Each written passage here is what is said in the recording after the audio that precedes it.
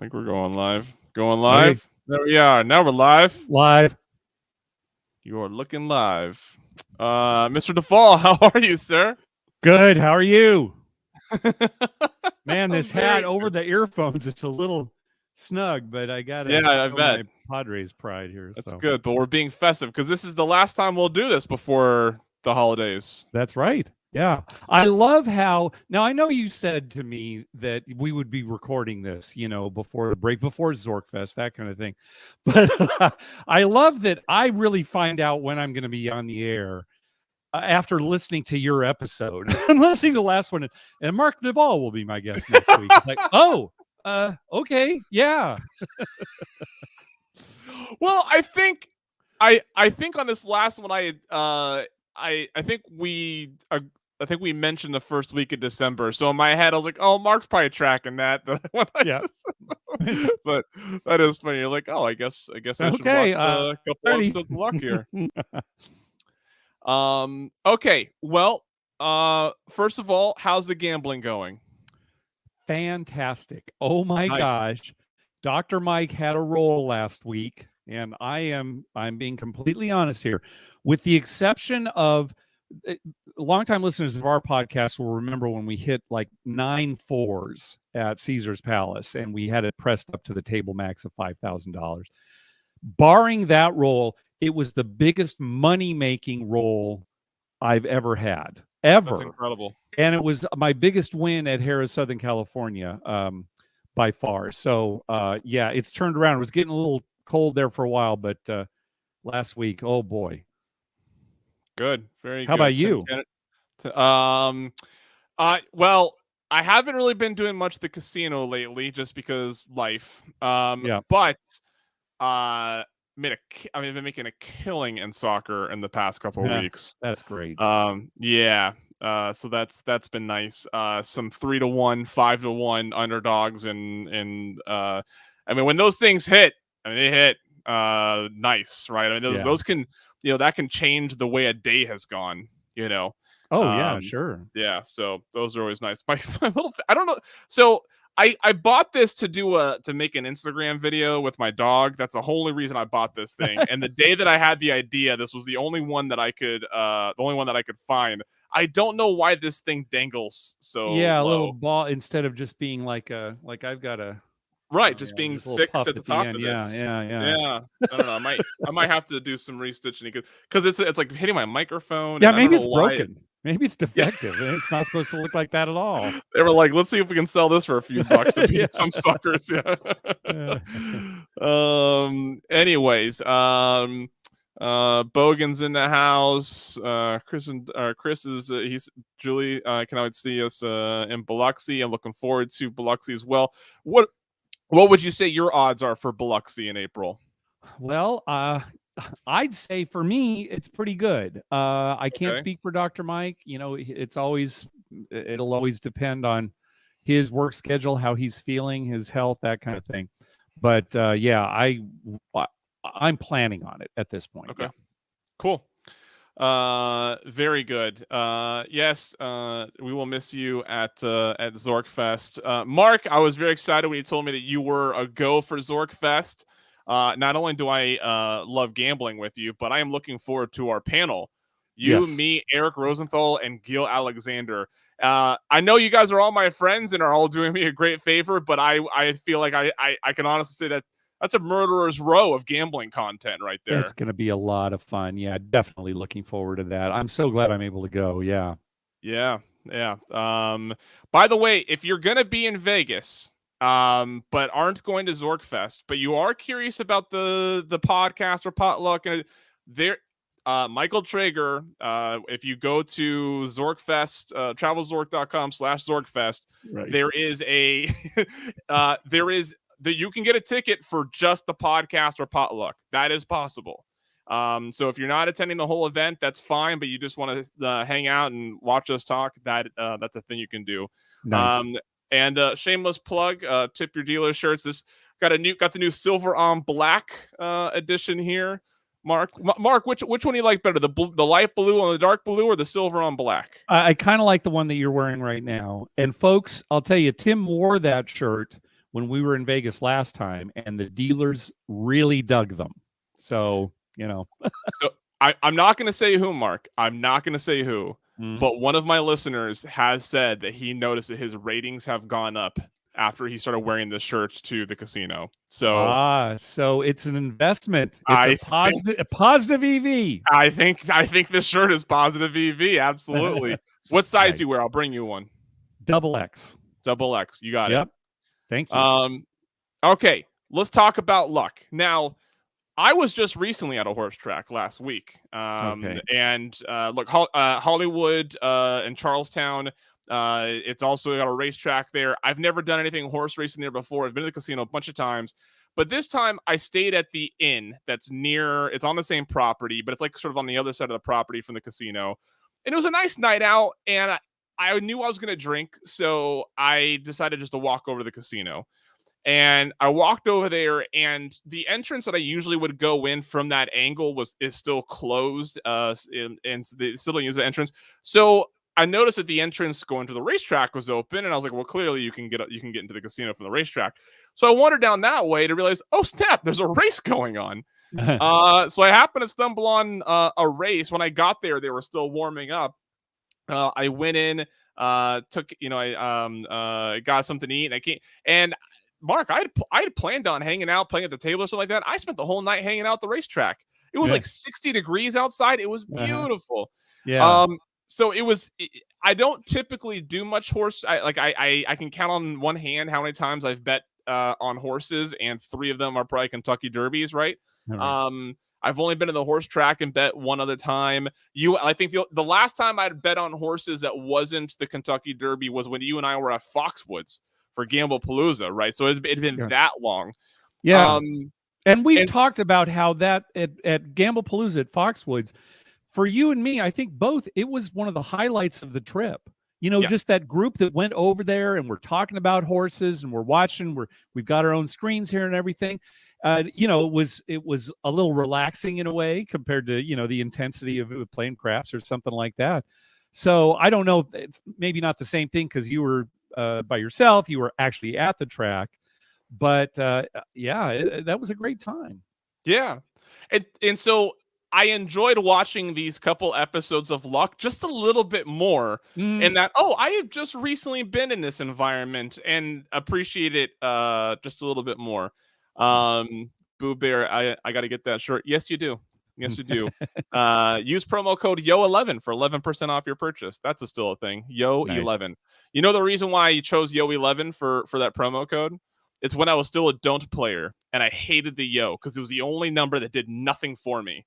And so I was like, well, I'm going to make a promo code for the Yo, so that way the Yo actually serves a purpose. Oh, okay. So it helps you. Got it. Yeah, but that's no longer the case because I am slowly converting to the pass line, but don't tell anybody. Okay. Yeah. Okay, let's get into episode 3 of Luck. I also say I just generally enjoyed these episodes more, and not that I didn't enjoy the other ones, but like I remember when I started watching episode 3, I was like, oh, what happened again? I was worried that I wasn't going to be able to get into the story, and it didn't take me long to just start enjoying the show again. I feel the same way. Watching these 2 episodes, it kind of flew by for me. It's like, oh, that's the end of the episode. I agree. This was a good show. I have more to say about that as we go on, but this was a very well done, written, produced, acted show. Yep, agreed. It's too bad the one shortcoming is what almost made it impossible for them to continue, right? Yeah. And we'll talk. We'll talk about that as we go on. Sure. Obviously. So yeah. So Chester, played by Dennis Hoffman. Yeah. Dustin Hoffman. Dustin Hoffman. I said Dennis, and I was like, "Is that right? Of course that's right. Why would I be wrong?" Dustin Hoffman. That's right. Yeah. Meets with his board of directors to make funds available for the purpose of pursuing the casino. Can I be honest? I have to admit that I am still kind of struggling with. I'm still kind of struggling with being interested in this part of the show. Like, Hoffman's character intrigues me. I like watching him portray that character, but I don't know how I like. even at the end of episode 4, I was like, I don't know if I care about Yeah, this. yeah. Like, this, I'm completely 100% with you. He's the star of the show, obviously, the big name. But if he weren't a big name, you'd almost think, okay, he's one of the side characters, yes, because he certainly doesn't seem like the main character of this show. I realize it's an ensemble cast, but it's more like, okay, he's the B story. And I will say this: of all the characters, he's the least interesting to me. yes, I mean, these other characters are way more interesting. We're only through episode 4. Well, there are only 10 episodes total, so we'll see if things change. But yeah, it's true. I think he's marvelous in the role. He's an interesting enough character. Oh, but I'm way more interested in the other characters. Yeah. agreed. I mean, Yeah.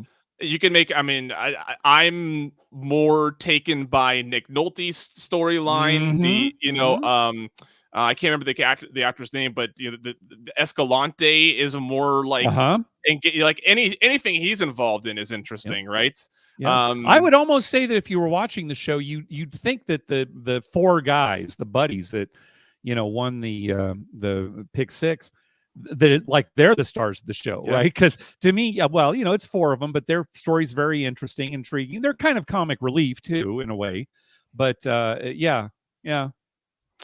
We see post position draws as they're happening, randomized by choosing position and then horse. This is a big deal. This is a whenever the derby happens, right? Like with the drawing of the post position matters. Not only for and Nick Nolte's character, Walter, has a great line. As a journalist is talking to him, the journalist sort of asks about the draw, and Walter responds, "I sure as hell don't want the rail." Yeah. Like it's a big deal to have made this huge investment in horse training, everything to in this case, like they drew the rail, and that all of a sudden all that investment just got threatened by a poor post draw, right? So Yeah, and I love that we're seeing this kind of behind the scenes of the draw. I don't know if they still do that today with kind of this big gourd with little dice in it with numbers on it, or if it's electronic or what. But that's one thing I really enjoy about the show, is seeing kind of the behind the scenes of horse racing, which is something I'm not familiar with. right. Yeah. And so it's Nick Nolte's character Walter, he's disappointed that he drew the first post position. And as people are kind of leaving, Joey, the Richard Kind's character, who's the agent for jockeys, he kind of says to him, they've been running good on the inside lately, as if to kind of give him some support. Like, they've been running lately, the inside's been running good. Just little, yeah. I love how they throw in little things like that. Yeah. By the way, Richard, that might be performance of the show. Richard Kind as Joey. Yeah, it's I have other characters that I like better, but it's difficult to not recognize how unique that character is, and how consistent that kind of performance is, like having to be that character for every scene. It's sort of intense, isn't it? And Richard Kind is mostly a comedic actor. You see him mostly in comedic roles, and although you could certainly laugh at this character, for as neurotic as he is, he does a great job.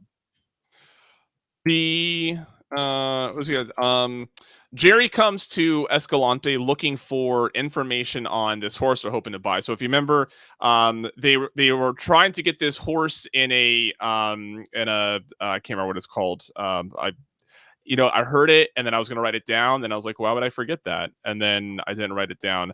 But do you remember what the name of that race is called? With the where you can buy one of the horses, claiming race. Yeah. Claiming race. Yeah, there we go. So they put they were hoping to get this horse on a claim. They didn't. They're now trying to work with the person who did. And they want Escalante to also train it. Escalante used to be the owner, so he's trying to get information out of him. Escalante gives him a note: the horse can't run anymore. And Jerry makes the analogy that maybe if if someone was asking me about my ex and I still had felt a certain way, I might not give him the bet. Like, I might tell him she has crabs. And I thought it was, and Escalante immediately recognizes that his bluff has been called. Yes. Yeah. Still, Escalante, there's never a scene where you think Escalante is being 100% genuine, but Right. Escalante does show some just acknowledge that his bluff has been called. And agrees to or gives him more better information, and then agrees to have the vet look the horse over. Yeah. Jerry then visits the guy who got the horse. They're trying to negotiate on a price, and as the price is sort of teetering upwards, Jerry then counters like it had gotten as high as 40K at one point. He was trying to get it closer to 30, and it's going back and forth. Jerry then counters with 25K for the horse and 5,000 for that grill you got there, sort of making trying to make a side deal of, look, if the official price is down this way, I can kick you a little bit that's just for you. And they end up getting the deal. I think he ends up having to pay like 7,000 or 8,000 for the deal. Right. And this grill is just this real crappy barbecue thing that probably is going to get thrown away. That's just sitting there on their ranch. Yeah. Yeah. I liked, so there was a nice little scene of a little bartering between two gentlemen. The old man jockey gets thrown off a horse during a race and breaks his collarbone. Walter now needs to find a new jockey for his up and coming star horse. At the when this happened, Mark, I was like, do I really care about this jockey? Like, I feel like they brought him in to just have him fall again. Like I thought, like, initially they had brought him in. He was this recovering alcoholic, substance abuse, stuff like that. Richard Kine's character is trying to work with him and trying to give him some grace because he needs him as a jockey, but also clearly has a long relationship. And I was like, oh, this is like a redemption story with this guy. Like, this guy's gonna find his way, and then he falls off the horse. He breaks his collarbone. There's more drama about this later on, but at this point, I was like, okay, so he's out again. Do I care about this? I'm struggling with this particular jockey. I guess I am not coming. I've got some baggage to bring into watching this because the jockey Ronnie is played by real life jockey Gary Stevens, and I'm always aware of that when I'm watching it. So I may be thinking more like, okay, Gary Stevens is pulling this off. I guess he's a good enough actor. So yeah, I'm not really sure. Obviously, you're right. It's for drama, and he's going to slip back into his demons are going to take over again. Basically, maybe drugs, alcohol, that kind of thing.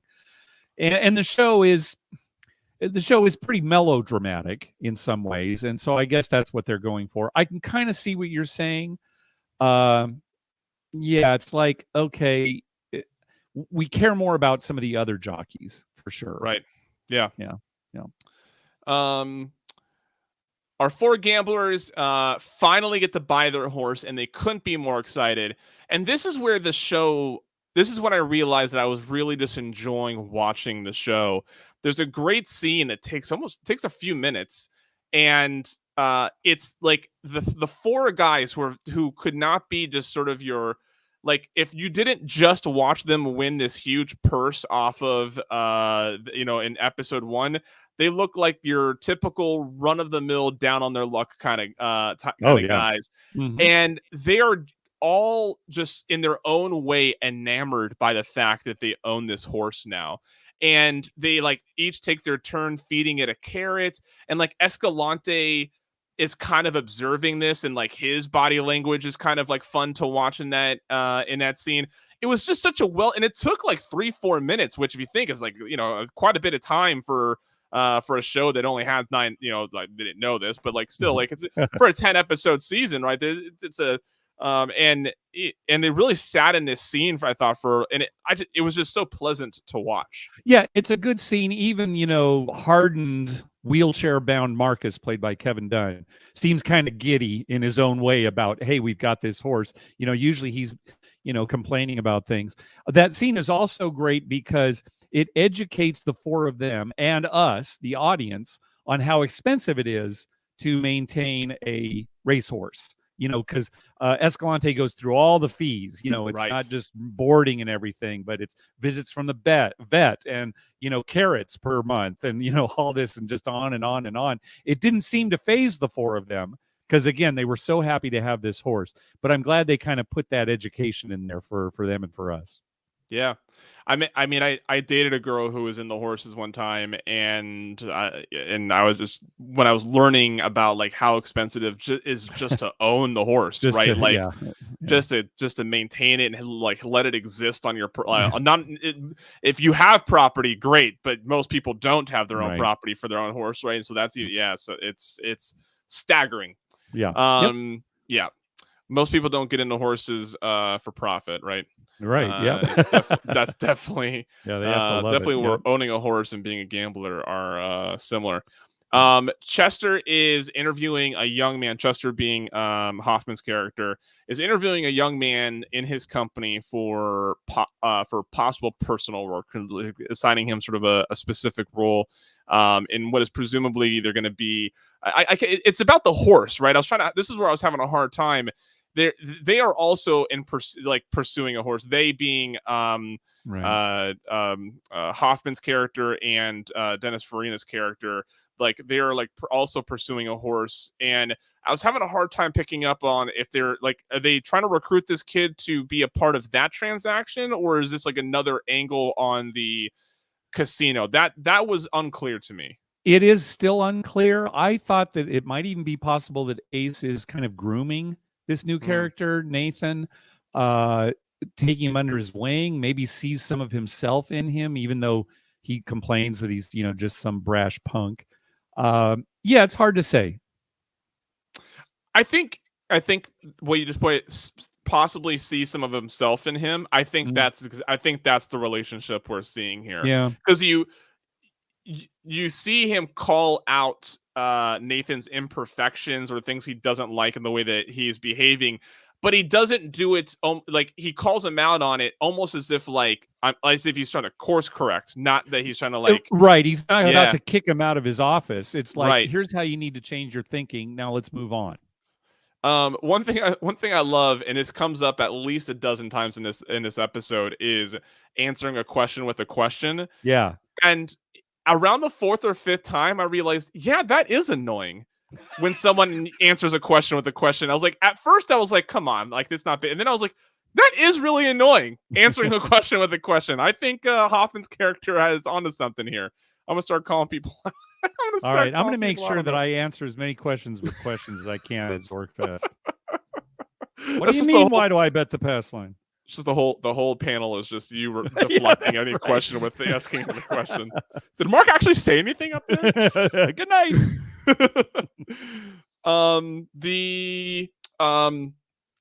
Marcus, Jerry, the crew, the four gamblers, they have a little barbecue, or they're grilling, I guess. And Jerry, now that the whole horse transaction is complete, Jerry is now leaving the group to go find some fun.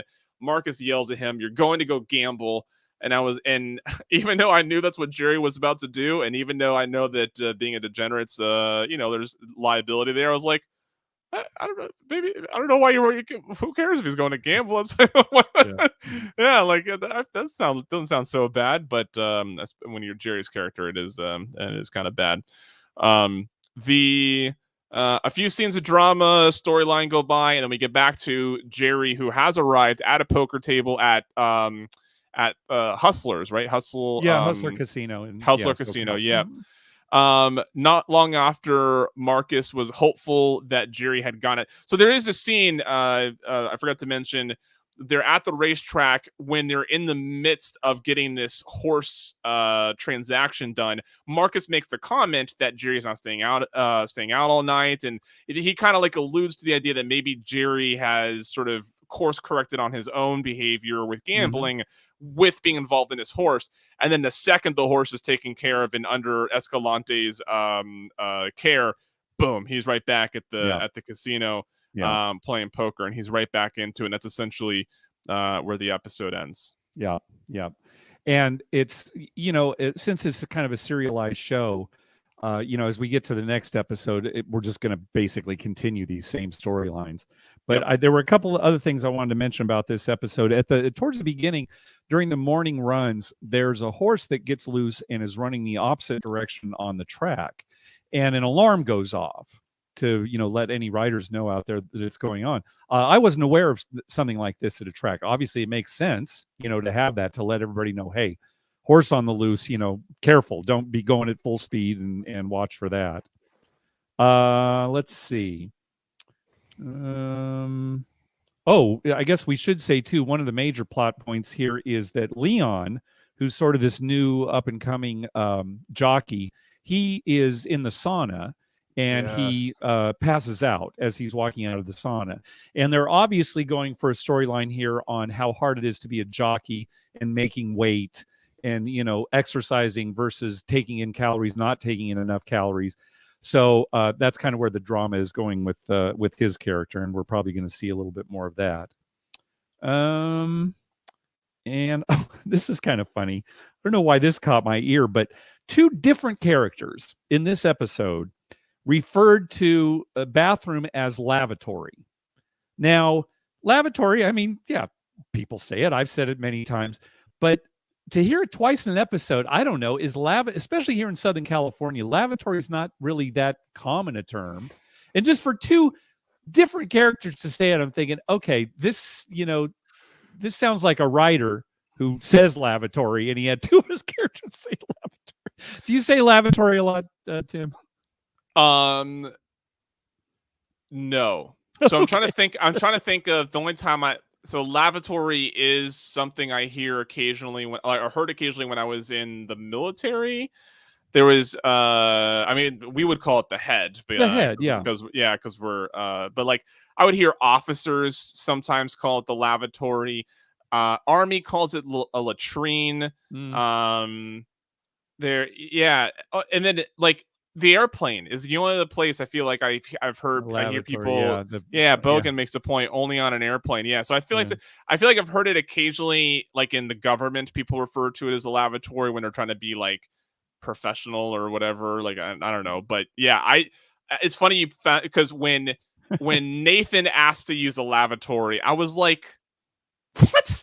Like I had the same response. I was like, who calls it that? And like who I only listen. I see. That's Adam Bauer thinks he's. Oh, funny. I know where that came from. Yeah. But yeah, lavatory. Great point. Yeah, and then the other character who says it is Joey, Richard Kine's character. Okay. And they don't seem very similar, Nathan and Rich.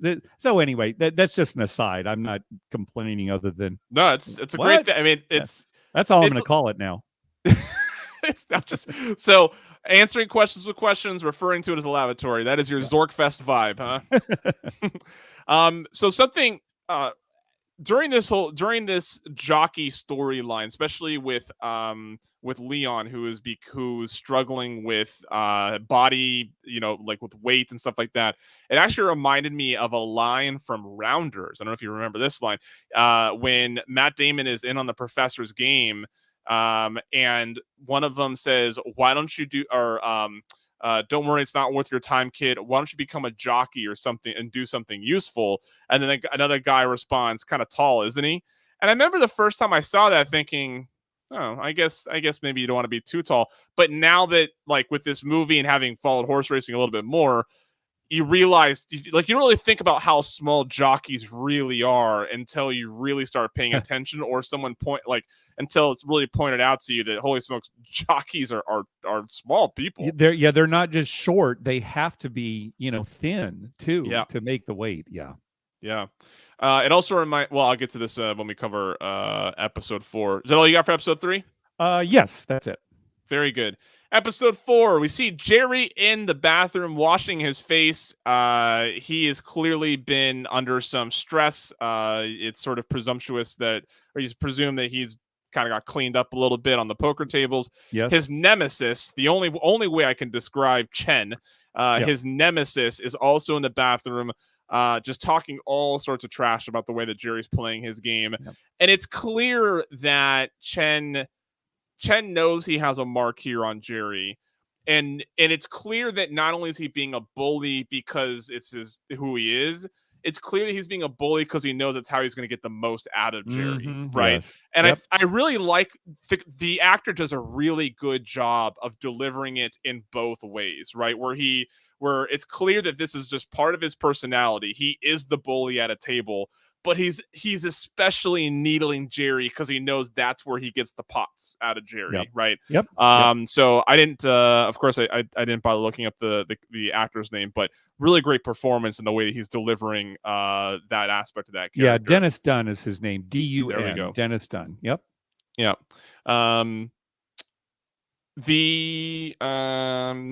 The gamblers There's a lot now, of poker. There's a lot of poker in this episode. There's almost more poker than horse racing in this episode. Yes. Which was nice because episode 3, I mean, we had plenty of notes to make. Not a whole lot of gambling, right? There really wasn't, other than sort of the actual gambling scenes didn't really come out. The gamblers now are at the track to watch their horse, along with just about every other character that has a horse in this show, which was it was kind of a fun scene, right? Everybody who has a horse in this show happened to be at the track to watch their horse. The way the way that Nick Nolte is playing Walter is also great. I think I said at the top of the episode. He's just so subtle, but he's so strong, right? He just really he has this great moment in the stables where he's talking to his horse and stuff like that. Mm-hmm. You're right. This show is just good. Yeah, it really is. And he's very good with this character because you can tell the character is hurting emotionally and that's affecting him physically too. Yeah. So and it's so interesting, and this may change as more episodes come out, but it almost seems like he's in a completely separate world from the rest of the characters as well. Yeah. He interacts with them a little bit, but it's more, maybe it's because he talks to himself more than some of the other characters or whatever. But yeah, great performance. So to that point, I think it's because when he does interact with the other characters, it's because he needs to interact with them, but it doesn't seem like any of the characters are otherwise interested in his world, right? There you go. Yeah, they're paying attention to his horse a little bit, but otherwise they don't really care about him. Yeah. Whereas everybody else is sort of intertwined in their own way. Good. Yeah.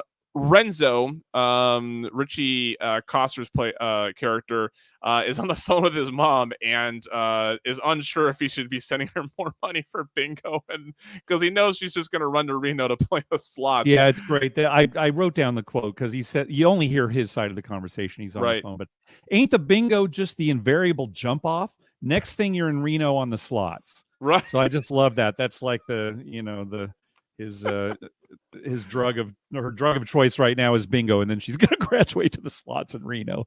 Yeah. Also another great performance, Richie Coster as Renzo. Yeah, Renzo, kind of the idiot of the four. I shouldn't say that. That's a little harsh, but maybe maybe more simple than the rest of them. And he seems gullible. There you go.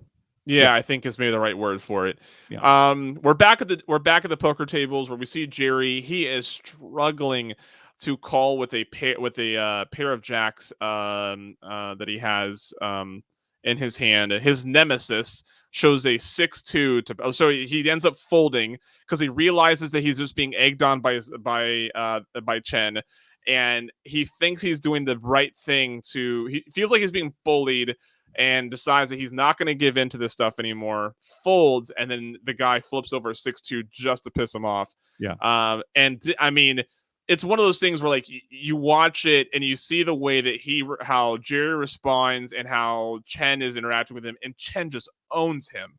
Yeah. I mean, it's just, he is rent free in Jerry's head, and I should say, not only is he rent free, he is getting paid out, hand after hand because he can needle Jerry like this. And then he offers him a game at his restaurant. Now, did you happen to write down the stipulations of this game? Because I didn't think about it until we got to the restaurant, and then I didn't have time to go back. I kind of remember some of them. Yeah, Chen is trying to kind of goad him into doing it. Says, "Oh yeah, I'll let you have the button every time. The whole time you come." He's trying to get him to come to the restaurant, but he's really goading him into doing it. And of course, it's the last thing that Jerry should do. Obviously, if you're playing a private game, you don't have to worry about the rake. but he's going into enemy territory here. So it's a terrible Yeah. decision on his part. But, that's what the character ends up doing. I do have, I don't know if you're done with that. I did take quite a few notes from this scene. Oh, please. Yeah, go ahead. Okay. So towards the beginning of it, it's before the flop, and everybody's just looking at their 2 cards. I was a little disappointed they did this. Leo actually makes a string, or Chan, his first name's Leo. He makes a string bet at the beginning. He makes a $3,000 bet, but you can see it. He puts out $2,000 and then puts out an additional $1,000 stack. So string bets, not allowed in casinos. So the Jerry gets very mad and starts verbally abusing Chan. Now Chan is needling him too, but Jerry's using a lot of foul language. And the other tables at the other players at the table, they're saying to the dealer, "You need to call the floor. You're not going to call the floor on this guy because he's just, he's cussing, he's being abusive." And the dealer never does. She lets Jerry kind of continue to do it. But, several of the players say, this is why if you're not calling the floor now, when would you call the floor? So I thought that was interesting. Jerry, as he's trying to figure out if he's going to make a call or not. And at the time, as a viewer, I'm hoping that he folds. Right. I don't know that he's being bluffed at this point, just because it's like, oh, Jerry, don't fall into his trap again. But anyway, Jerry says to Chan, why so much? And for people who maybe don't know poker, Jerry's trying to think, okay, did Chan overbet right now because he wants me to fold? Right. That is a tactic. It happens in poker sometimes where, okay, that's a way bigger bet than I would expect, right? You don't bet aces that strong. Why is he betting so much? So in that respect, he's trying to decide whether he's going to call or not. But he does end up folding. And like Tim said, it turns out he was being bluffed with a 6-2. Jerry then tells the dealer that if she starts dealing good cards to him and bad cards to Chan, that he'll tip her $500 a hand. And I thought that was interesting because that is what just happened. Right? Jerry did get the good cards, right? Yeah. He just made the wrong decision there. And then as Jerry has decided that he's going to go to this private game, he does tip the dealer who is going to deal at that private game, does tip her $500 as the scene ends. Yeah. We'll see this dealer again. And I'll bring up a note about her. We move on. We see the young jockey who's dealing with making weight. He is just getting berated by Joey, the jockey agent, about putting on weight and getting back on Escalante's horse. The old man jockey is dealing with substance abuse. The show, I think, at this point, even though I don't really feel invested in the older jockey, I did at this point started turn the corner on actually being interested in this aspect of the show. Ronda Rousey's in her book, she talks about making weight in martial arts, and and how she would essentially strip, she would find herself completely dehydrated, stripped down, completely naked, just to hit that weight, and then between that and then rehydrate, and this the toll that took on a body of having to lose all that water weight for this 2 seconds of being on a scale, and then taking it all back right away, and then having your body adjust to that before the fight and stuff. I can only imagine what it's like being a jockey where it's not where being a fighter, getting that weight back is in your benefit, right? So long as you make weight at the scale, getting that weight back in the fight is your. But for a jockey, making weight doesn't mean anything if you then put on more pounds for the horse, right? You have to maintain that weight for it to benefit the race, right? So, yeah. I'm really glad that the show is dealing with this aspect of horse racing that a lot of people might not be aware of. Yep. The Jerry is back now in the back room, or not the back. He's at the back room game at the restaurant. It's a cash game. Looks like it's heads up. We only get to see one hand sort of here at the beginning. He has sevens full. Chan has eights full. It's just, they're showing you he's still getting beat here. Nothing's changed.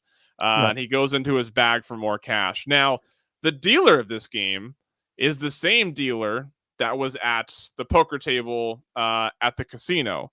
Yeah. And it led me to believe that she's under Chan's payroll, and she didn't call the floor in the casino because she knows that that's essential to Chan's game against Jerry. That very, very possible. Yes. Yeah. Mm-hmm. Like, yes. Yep.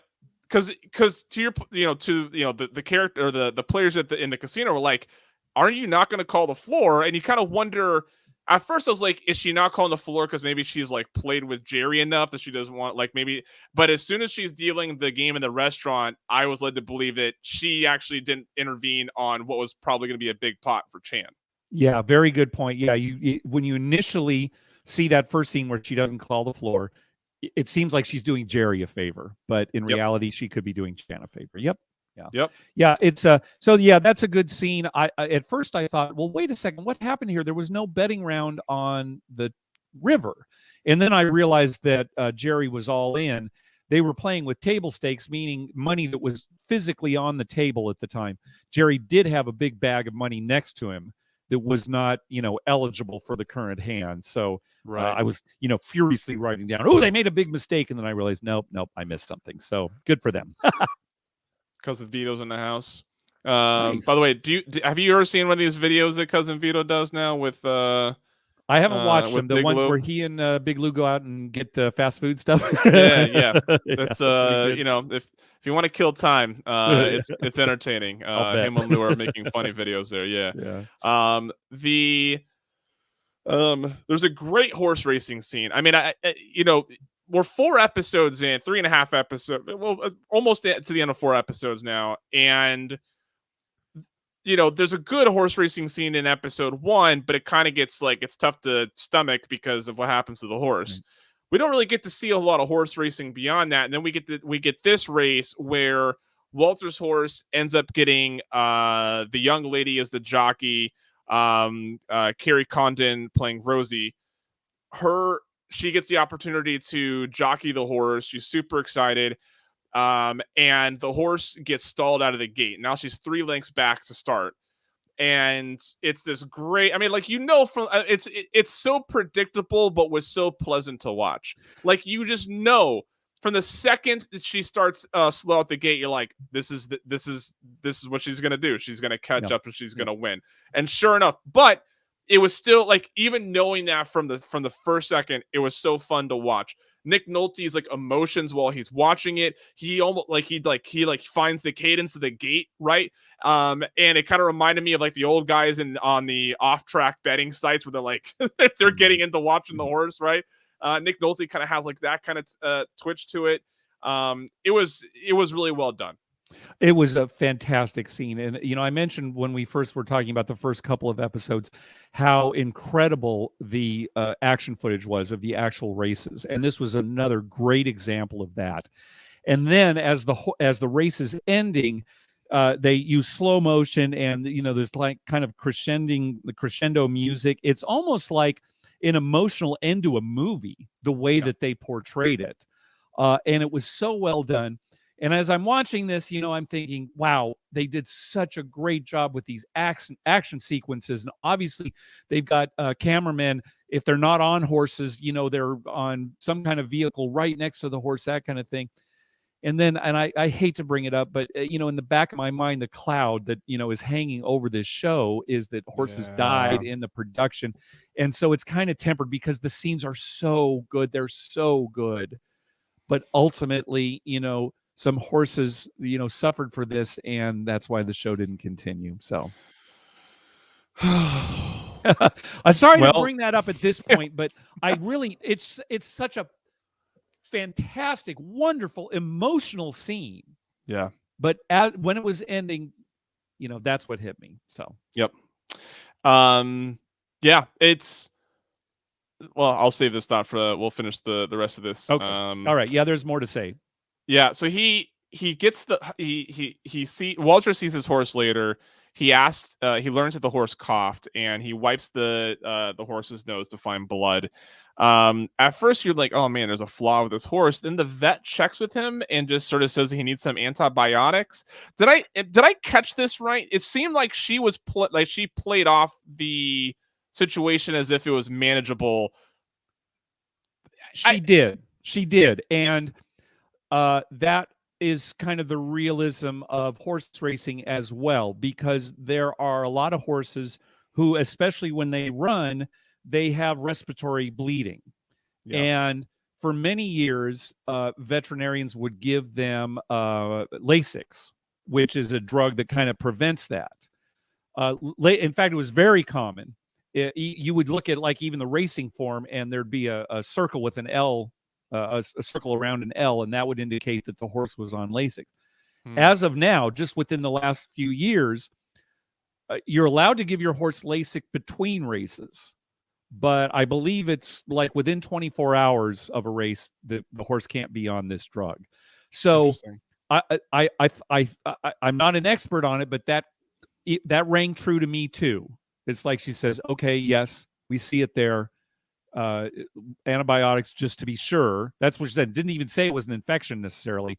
Antibiotics to be sure. And then she actually said Lasix. We'll put him on Lasix. So yeah. Oh, okay. By the way, Vito horse wants to know if the horse was storing drugs. What I want to know is how many scotches is Vito in for the night? At least 3, right? How many? Yeah. How many, Vito? Yeah, his mutter was a mutter. That's a reference to Seinfeld, an episode where Kramer gets a tip on a horse. So, finally, Renzo and Lonnie go into the. So the guys are worried about Jerry. So they go into this restaurant and they pull him out. Let me tell you, Jerry has some fucking good friends. Like, I mean, honestly, like it's. They won this money together. They split it. They've bought this horse together. Like, there's a lot of trust built into this group of guys.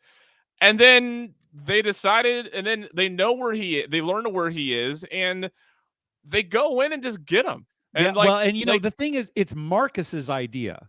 Right. The other two, they don't even kind of really know what's going on. And that's what makes Marcus such an interesting character, because he's not just this curmudgeon. He does care about Jerry. And he says to the other two, go in and tell Jerry that I'm the sickest you've ever seen me. And he's got to come right now to get him out of the poker room. Yeah. Yeah. And he listens. He listens. And then there's a great scene towards the end where they're in their motel and he comes out and he thanks them. Yep. So he realizes he was in a bad spot there and that they pulled him out. Yeah. And probably this is such a great line as right before Jerry comes out and thanks them. Renzo's trying to think of like what Renzo, like, the innocent guy of the group is like, it like offers to even repool the money to like resplit it to sort of make up. And Marcus has this great line. He's like, whatever is wrong with Jerry, you don't make it whole by giving him money. Yeah, great line. And it's such, we mentioned this in every movie that covers problem gambling and any other. We enjoy this as a hobby, and we would hope that if someone were having a problem, they'd be able to recognize it. And I hope that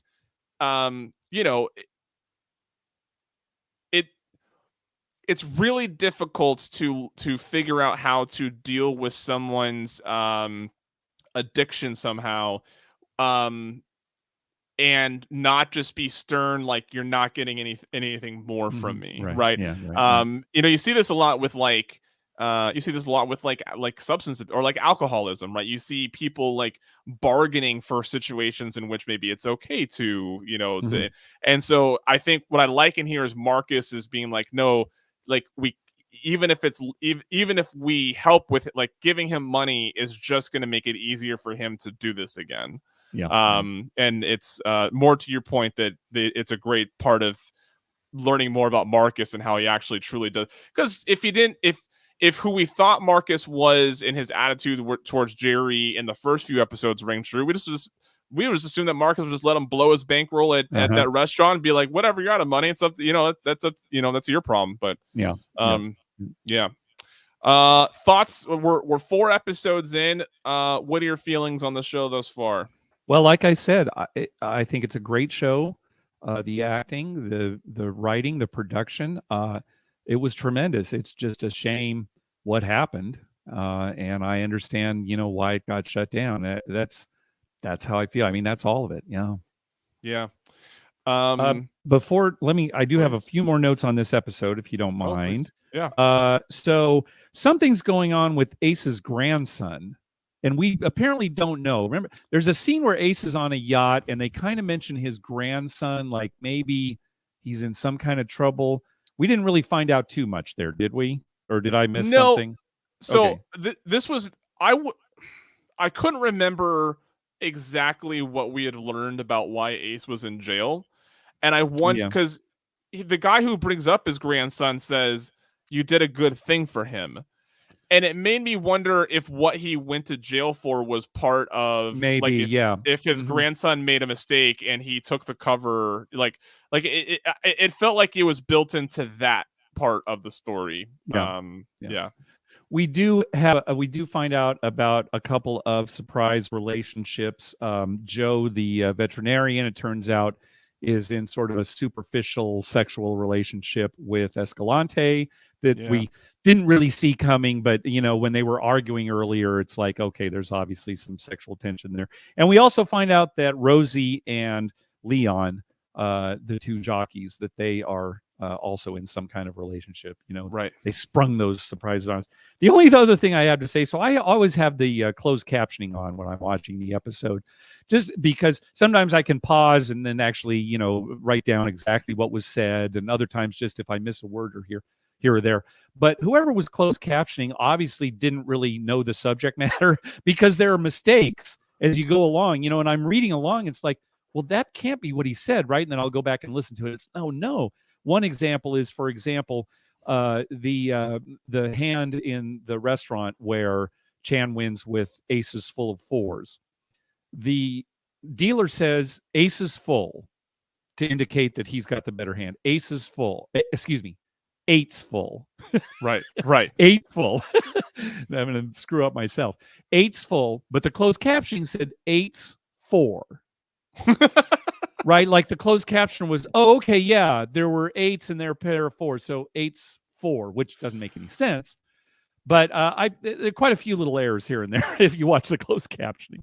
I wonder if I'd be interested to know if those were automatic captions or if those were actual transcriptions. They're not automatic captions, because they appear as the sentence is being stated, number one. So if they were being automatically generated, it would appear a little bit afterwards. So no, this is somebody physically actually typing it in to get spellings for names right and things like that. Anytime you've got a show produced like that's not live, the closed captioning is done separately, by a human. Right. Yeah. Well, they may have some support from a computer, but I guess that's what I meant. Is I wonder if they had it automatically captioned and then someone went back to make sure that names and stuff were spelled correctly. But that could be. Yeah, they go back. That could be. Yeah, sure. Because I've done that where for the day job where we've had to publish a video from a live event.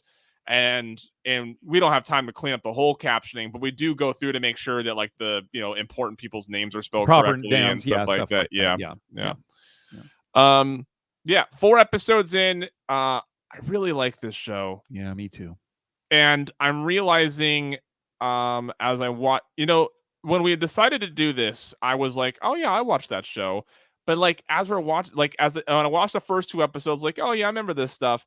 As I was watching these, I was like, I don't remember this. I may have actually bailed on this show way earlier than I thought I did. Oh, okay. I do. I remember it coming out. I remember watching. I thought I watched more than episodes in this, or maybe my memory is just really bad. I know I didn't watch the whole thing. Okay. I know I didn't finish. I know I haven't seen the ending, and I could not remember how far into the episode I got. And some things in episode 3 seem familiar, but episode 4, I felt I felt everything felt new. And Okay. so I may have bailed on this. So I'm actually really looking forward to how this is developing, because I think Yeah. I may have bailed on this show earlier than I thought I did. So we'll do this again. So episodes. So there's 9 episodes in the season. Even it's not even a full 10. There's 9 episodes. We will do episodes 5 and 6 the next time we do this, which will be February. Yeah. January. I'd like to do a movie I've been looking forward to doing. We'll do The House. Okay, good. Yes. It is okay. I need to say one of the reasons why I want to do The House is every once in a while you'll see oh, look at Carl Schlegel back in the bathroom. Yep. I'm checking Calling it. Yep. from the bathroom. You'll see sports books or other like gambling related Twitter handles. They'll post some graphic that has a bunch of gambling movies on it, and they're like, which one of these is the best or whatever. And then of course in the comment or the reply is it's everybody nominating the one that the like either one from there or saying, oh, how like you're missing this. And then like people always trash on The House. And I understand it's not like a good movie as in like, oh man, like this will like blow you away. But for like, I thought it was a really funny movie, and I legitimately enjoyed it. So yeah, it's I'm we're the looking forward right to covering audience it. for it. Just like Vegas Vacation is Yes. good for people who love Vegas and love gambling, right? And Vegas Vacation, it's not a good movie, I'll admit it. But it's a lot of fun to watch, and I think you and I had a similar experiences with The House as well. Yep. So I'm looking forward to covering that. And then I was trying to think of like what movie like pairs well with that. And I couldn't find anything that like went well with it. Yeah. And so I decided to just to go to the other side of the spectrum on watching a gambling movie, and the other side will be Uncut Gems. Oh man, okay. Yeah. Talk about contrast. Let's do Uncut Gems first when we do the review. All right. Yes. We'll do Uncut Gems first, and then The House. Okay. So The House is available to rent on most platforms. I don't know if I see anywhere that it's streaming. Uncut Gems is available, I believe, on Netflix, if I'm remembering right. That sounds right. I will check. I do these TV listings every once in a while. The House shows up on Comedy Central or TBS or something like that. So if I see that in any of the listings, I'll let you know and also post about that. I'll tell you what, I want to touch upon one more thing that's depressing. So let's plan on saying something after we talk about this that's a little more uplifting. So I just keep that in the back of your mind. So we're talking about luck. We're talking about horses, horse racing. In a way, kind of a dying sport. I know what you're gonna say. Just this last week, Medina Spirit, the winner of the Kentucky Derby, died. And all they're saying right now is that it looks like it was a heart attack. They're going to, perform an autopsy on him to see if that was really the case. They may never know why he had a heart attack, but here you go again. Oh my gosh. And to remind people, he was the Kentucky Derby winner, but Bob Baffert was banned from the Churchill Downs because they found a substance in Medina Spirit when they did the drug testing that was not allowed. The Kentucky Derby, they still have not. I would have, Mike and I thought maybe that Medina Spirit would be disqualified as the winner of the Kentucky Derby. Certainly by now, we were looking into it, and they still haven't made a decision. I don't know if this will affect their decision or not, but here we go again. It's heartbreaking, and it is a dying sport, and it's just another black eye. And, so I thought, well, gosh, the timing here where we're talking about this, I think we at least have to mention it and say, what did cause this? Was it, genetic? Was it steroids, which very often can lead to a heart attack? I don't pretend to know, but I thought we'd have to talk about it. Yeah, it's so I struggled with this a little bit when I was at the track just a handful of days ago. I was like, this is fun, right? Like Yes. there was maybe 30 people there. Like there wasn't a big crowd or anything. You go out, you watch a race. I mean, there's so few people. I was at the rail watching the race, right? Like, it's not like I'm in the stands or anything. I'm at the rail with the dirt track a foot away from me, right? Yeah. And you depending on where they start, that you might see them pass by a first time, and then you're right there at the wire, and then you're like, oh, like, you go back in. If you got a ticket, you deal with it. You look at I don't know anything about handicapping, so I'm looking at the names, right? Like, oh, look, this one's named Wizard of Odds. I got to bet on that one, right? Right. And I go and I get my beer. I go back outside. I like take a look around, and the atmosphere is like this den of degenerates, which is oddly comforting for some reason, and you wander back out there when it's time for the horses to be walked out and stuff. And I get why horse racing was a popular pastime for so long, because it took, there was 8 races. They went off about once every 25 to 30 minutes. And that's just how I spent for a few hours of my evening. And it was really enjoyable. And let me tell you, when the bets cost less than your beer, that's a good situation to be in, right? Yep. I probably spent more that night than I would in one shooter at a craps table, right? Mm-hmm. But at one point I was thinking, like, oh yeah, there's a reason why this is a dying industry, right? There's a reason why people aren't here. One, it's just not really a thing, and two, people are just uncomfortable with this, right? I know you said we have to have a good conversation following Medina Spirit, but that was one thing that so that whole sentiment did come into mind. But I'll be back. So this is a thrill. Yes. Watching a horse race, it is thrilling. These animals are magnificent. When they go right by you, the sound, of the hooves hitting the dirt or the turf, and you can feel it in your stomach like a marching band going by in a parade. It's incredible. It really is something. I understand. My wife, who's an animal lover, used to love going to the track. She loved it, the horses and everything.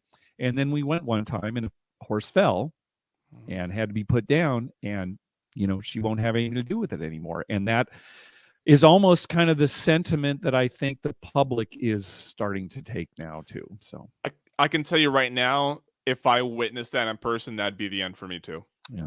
I think I can blissfully go to a track, and to me it's still a scene that I saw in luck and not a reality yet. Yeah. But if that happened at a track that I was at, I think that'd probably be the end for me too. But the positive note that we're supposed to end this on is it is an enjoyable pastime.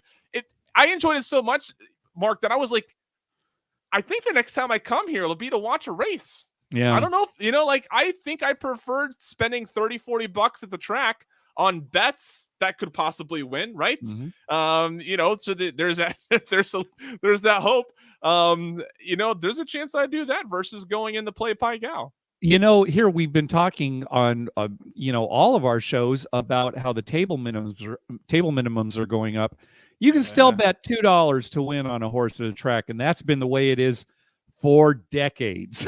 So, there's your low roller gambling.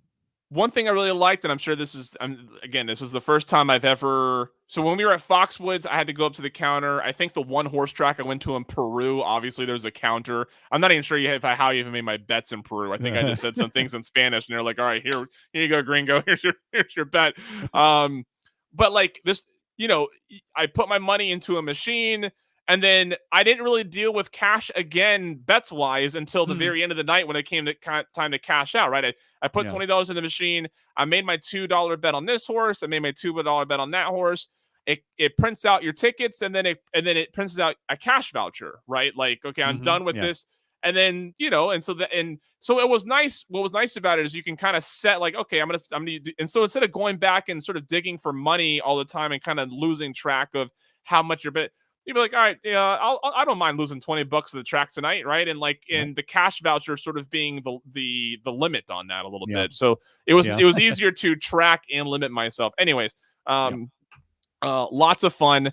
I look forward to going back. Now, I mean, you guys have. I mean, Southern California is going to be a handful of good racetracks. Oh my gosh! I in mean, that the area. closest one to us is Del Mar. Santa Anita, where Yeah. Luck takes place, is just north of us. And it was the first way I got into gambling. You know, when I was younger, when I turned 18, there were no casinos around here I could go to. So I was going to the track. So I spent a lot of time there. Oh, and Del Mar is, you know, a first-rate racetrack. Just fantastic. Yep. So in January, probably first or second week of January, we're covering Uncut Gems and then The House. Yep. Then in February, we're doing episodes 5 and 6 of Luck. And then in March, we'll probably, by then, I'll have another grab bag of television scenes that we'll cover, and that we'll just sort of follow that pace until we run out of Luck episodes. When we run out of luck, we'll stop. Sounds That's good. right. Mark, the next time I see you will be hopefully at the craft table at the plaza when we're getting ready for Zorkfest. We're going to be on a panel together, so hope people see us there. And I'm just, man, you and I had such a good time at the plaza this last time that when you told me you were a lock to come out, I was excited because we get to do that again with more of our better friends. Yes, that's a big part of it. Yeah, way more. Oh yeah, I'm really looking forward to this. Mark, it's been a pleasure, friend. It's been my pleasure. That's right. I forgot. I'm not allowed that. It's never my pleasure on this show. It's always everybody else's pleasure. Bye, Mark.